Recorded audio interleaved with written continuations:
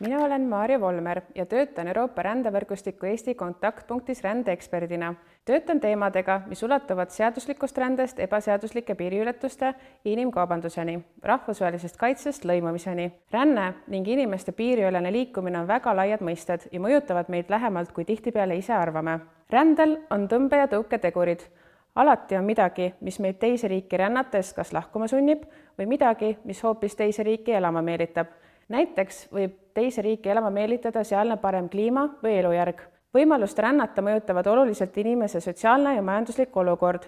Seejuures, mida paremad need on, seda rohkem saab inimene oma rändeteekonda valida ja olla mõjutatud pigem tõmbeteguritest. Samas kui ebastabiilne olukord sunnib minema ükskõik mis hinnaga, et vältida nälga või kaitsta oma elu sõja eest.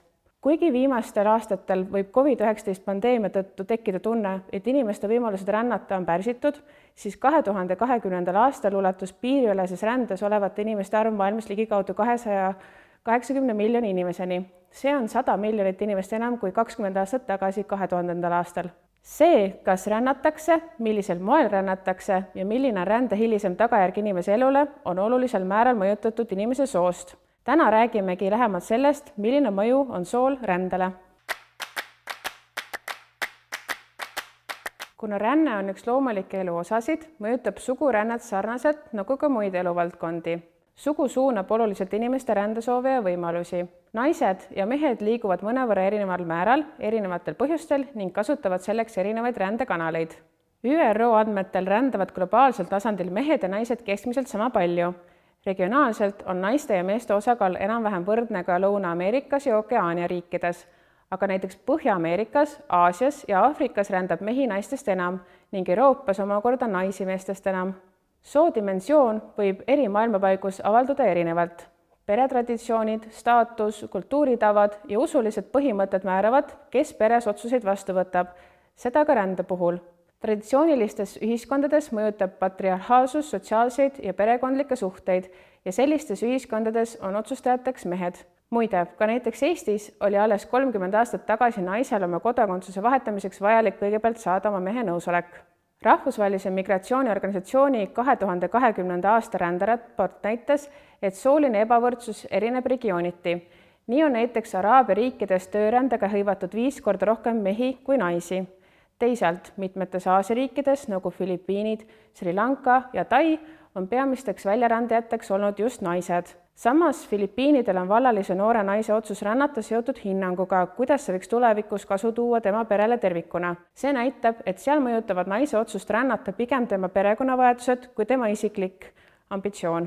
Paralleelselt naiste õiguste laienemisega on naiste iseseisev ränne hakanud saganema alles viimastel aastakümnetel. Samas kui varem on naised rännanud eelkõige vaid koos oma perega või et ühineda teise riiki kolinud pereliikmetega. ÜRO andmetel on töörändes hõivatud ligikaudu 2/3 maailma meesrändajatest ja 1/3 naisrändajatest. Töötamise eesmärgil rändamisel saadetakse välismaalt koju raha, et oma pere toimetulekut parandada. Kuigi naiste sissetulek on meestest madalam, siis tavaliselt koju saadetav raha on sama suur, mis näitab, et naised kulutavad välismaal töötamisel suurema osakaalu oma sissetulekust kodumaal asuva pere toetamiseks. See mõjutab omakorda nende majanduslikku toimetulekut ning taastoodab struktuurset ebavõrdsust. Struktuurne ebavõrdsus tekib, kui ühtedel on võrreldes teistega ebavõrdne staatus, mis on näiteks nende rollide, õiguste või võimaluste ebavõrdsete suhete tulemus. Rändepoliitikal, aga ka tööhõivepoliitikal on võimalus suunata, kes riikide vahel rändavad.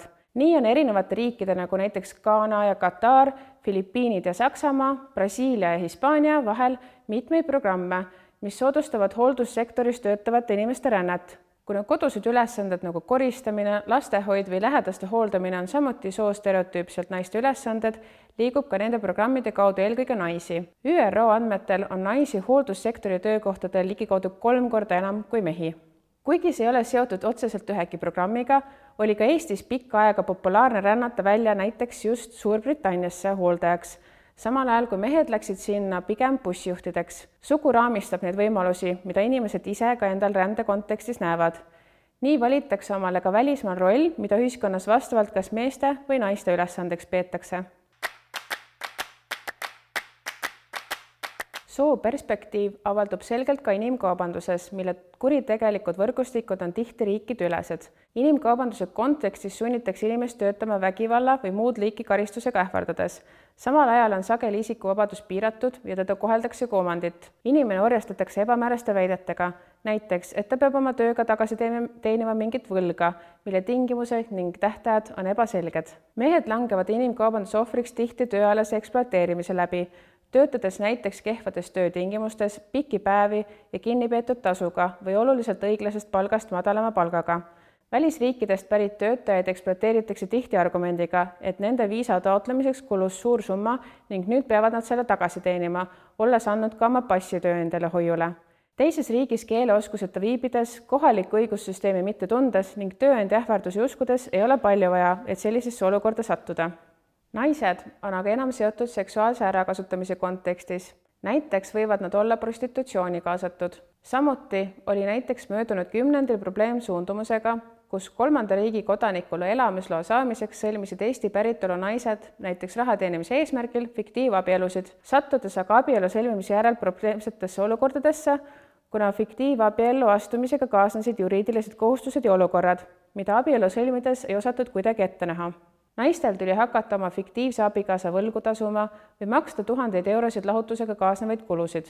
Viimasel 10 aastal on Euroopa Liidus kõikidest tuvastatud inimkaubanduse ohvritest enam kui 3/4 olnud naised ja tüdrukud. Paljud ohvrid ei jõua aga endiselt abini ja inimkaubitsejad jäävad karistuseta, kuna prostitutsiooni kaasamine või sisserändajate tööalane ärakasutamine omakasu saamiseks on veel paljude jaoks normaliseeritud. Kui muidu on juhtunust keeruline rääkida, siis rände kontekstis saavad takistuseks lisaks kohaliku süsteemi mittetundmine, usaldamatus, keeleoskuse puudus, aga ka sõltuvussuhe vägivallatsejaga või hirm tema ees, mis teeb olukorrast lahkumise keerulisemaks. Viimasena käsitleme nähtust nimega sundränne, kus, nagu terming ütleb, on inimene sunnitud oma kodumaalt lahkuma. Põhjuseid on erinevaid, alustades kliimaprobleemidest kuni selleni, et kohalik kogukond ei tunnista inimese sooidentiteeti, mistõttu satub tema elu ja tervis ohtu. Ühed levinud sundrände põhjused on relvastatud konfliktid ja sõjad.